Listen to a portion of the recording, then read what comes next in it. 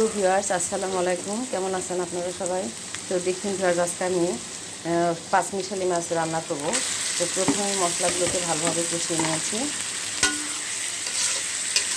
প্রথমে কড়াইতে তেল দিয়েছি, তারপর পেঁয়াজ দিয়েছি। পেঁয়াজগুলো একটু নরম হয়ে আসলে আদা বাটা দিয়েছি, তারপর রসুন বাটা দিয়েছি, আর ধনিয়ার গুঁড়া, জিরার গুঁড়া দিয়েছি, হলুদ গুঁড়া আর সামান্য পরিমাণ মরিচের গুঁড়া দিয়েছি।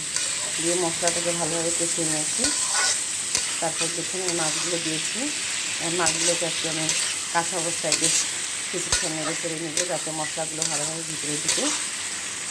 তারপর পরিমাণ মতো পানি দেবো রান্না হওয়ার জন্য। পরে পানিটা শুকিয়ে আসলে আমি নামিয়ে ফেলবো সামান্য ভাজা জিরে গুঁড়ো দিয়ে।